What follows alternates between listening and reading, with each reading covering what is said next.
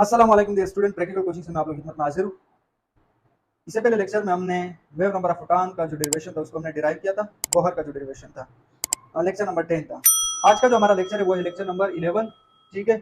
और इसमें हमने डिस्कस करना है defect of Bohr atomic model या drawbacks of Bohr atomic model, ठीक है। बोहर एटॉमिक मॉडल में जो ड्रॉबैक्स थे या जो डिफेक्ट थे उनके बारे में हमने डिस्कस करना है। नंबर 1 पे आपके पास जो पॉइंट है वो है Bohr only explain mono electronic system such as hydrogen, lithium, helium, etc. and cannot explain polyelectronic system.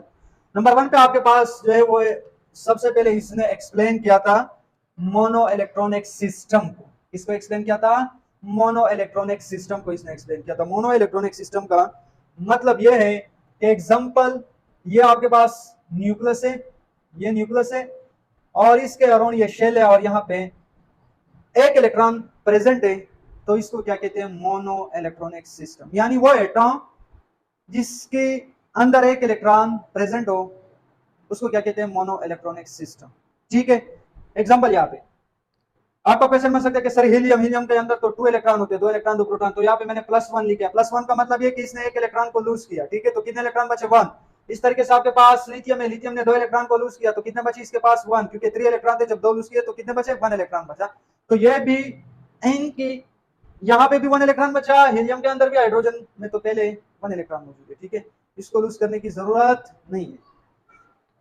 सिर्फ बोहर एटॉमिक मॉडल ने इस मोनो इलेक्ट्रॉनिक सिस्टम को उसने डिस्कस किया था और पॉली इलेक्ट्रॉनिक सिस्टम को उसने डिस्कस नहीं किया था। एग्जांपल बाकी जितने भी एटम है जिसके अंदर इलेक्ट्रॉन की तादाद ज्यादा है, यानी 2 से ज्यादा, ग्रेटर देन 2, ठीक है, उसको क्या कहते हैं पॉली इलेक्ट्रॉनिक सिस्टम।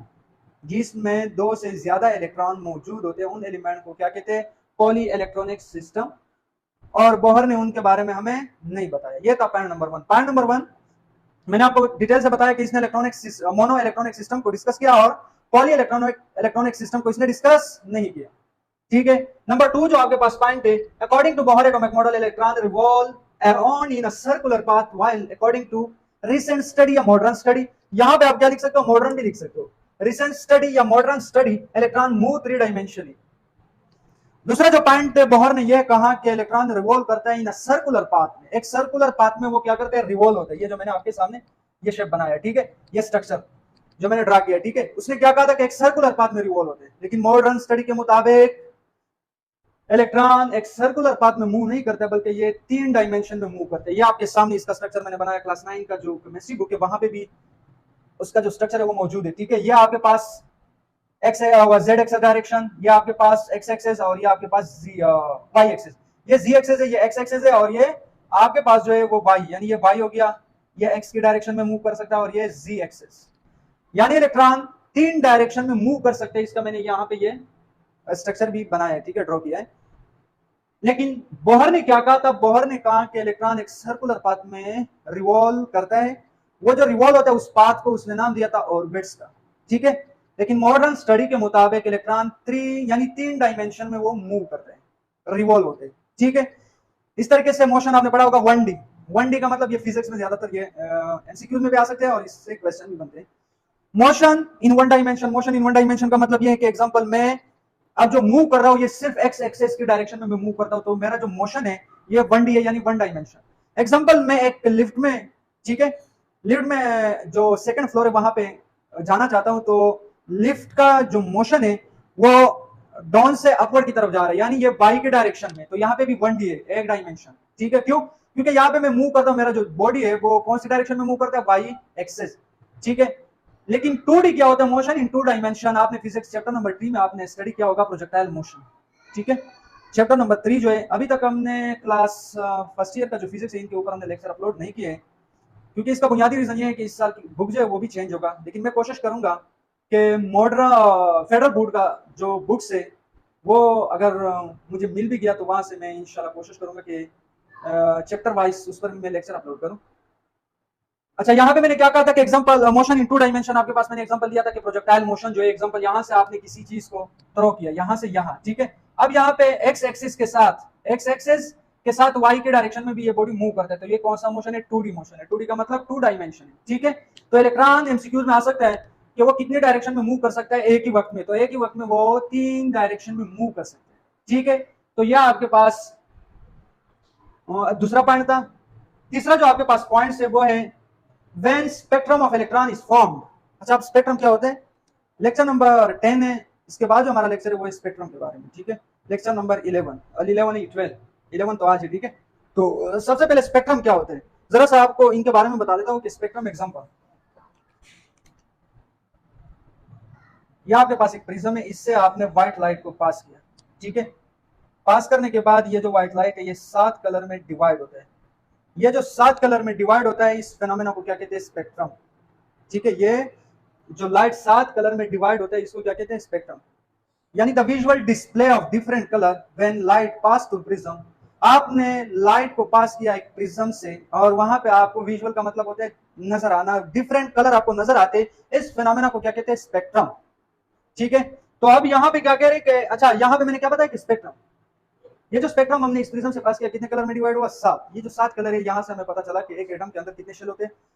7 शेल्स होते हैं। इनके बारे में आपने पढ़ा है क्लास 9 में भी, लेकिन इसका किसी को पता नहीं है कि इनको पता कैसे चला कि हर एटम के अंदर 7 शेल होते हैं और वो क्यों होते हैं, इनका बुनियादी रीजन क्या है? तो वो बुनियादी रीजन ये है कि यहाँ से प्रिज्म से जब हमने इस प्रिज्म से जब हमने लाइट को पास किया, व्हाइट लाइट को, तो ये 7 कलर में डिवाइड हुआ। 7 कलर में डिवाइड होने की वजह से इस 7 कलर को हमने फिर क्या नाम दिया? ये जो आपके पास है 7 शेल्स है, इसका फिर एनर्जी भी है, इसका फ्रीक्वेंसी है।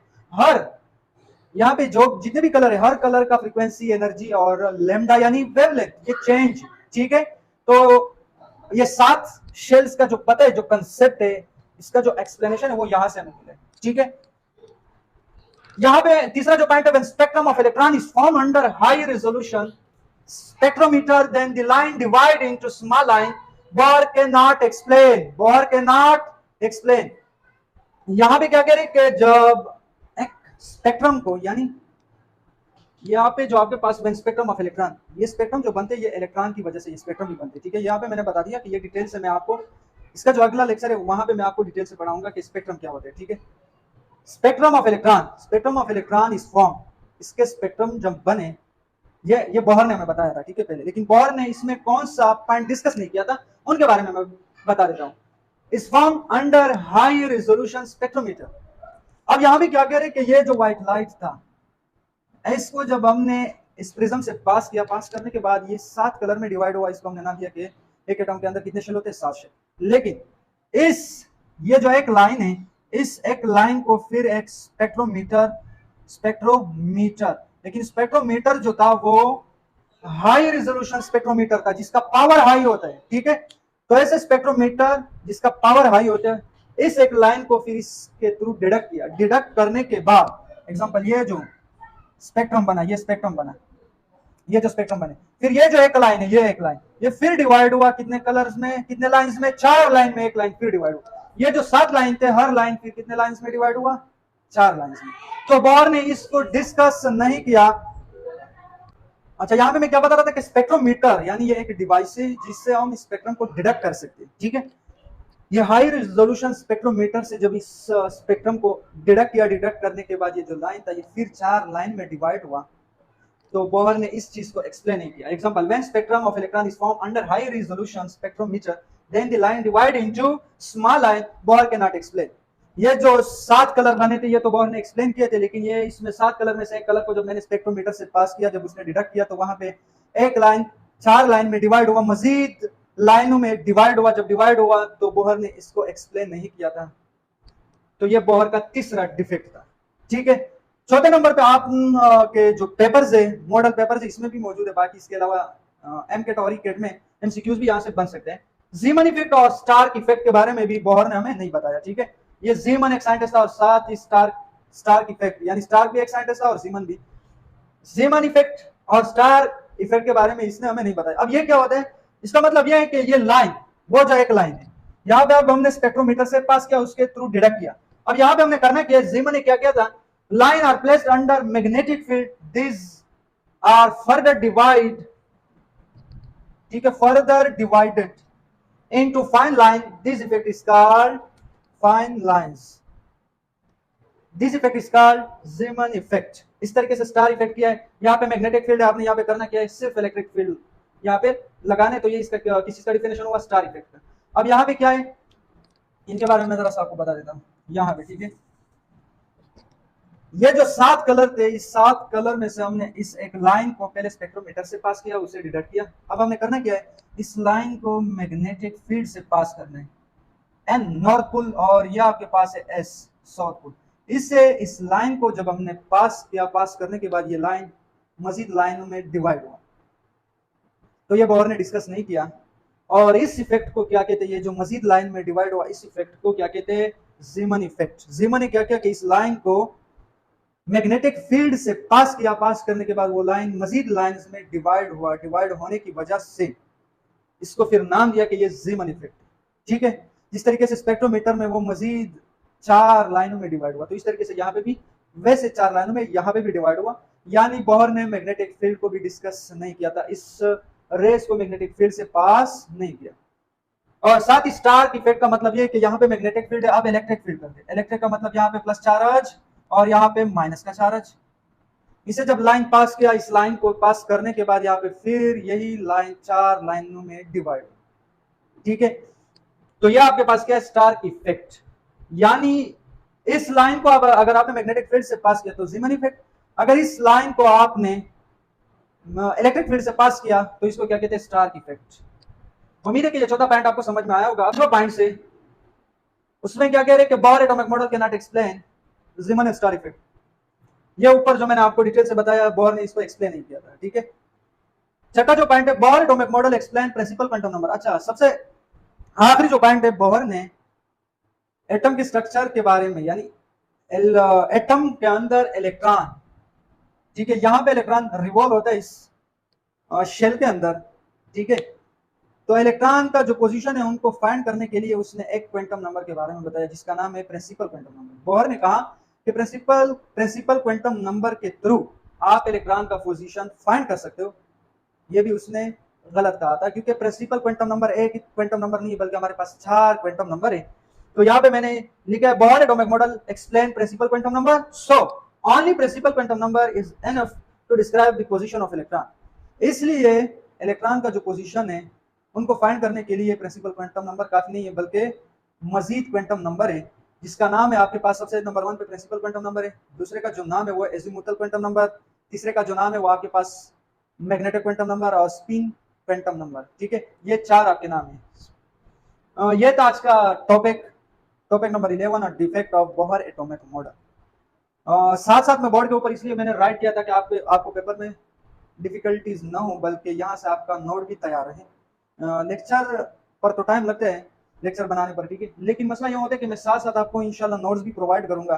तो यहाँ से defect of Bohr atomic model का जो पोस्टुलेट है वो आपके सामने, आप इसे स्क्रीनशॉट ले ले, आप इसे नोट्स भी बना सकते हो, और ये जो पॉइंट्स है ये पेपर में अभी आप इसको नोट डाउन कर सकते हो। और बिल्कुल यही पॉइंट, 6 पॉइंट मैंने लिखे, आप 5 लिख ले या 6 लिख ले, ठीक है। तो ये आपके पास एक नोट भी है। मैं अपने लेक्चर के साथ साथ आपको इंशाल्लाह नोट्स भी प्रोवाइड करूंगा। इसके साथ साथ आप अगर चैनल पर नहीं हो तो चैनल को सब्सक्राइब कीजिए और साथ ही बेल आइकन के ऊपर क्लिक करें, ताकि हमारे अपलोड करता वीडियो का नोटिफिकेशन आप तक पहुंच सके। Thank you so much.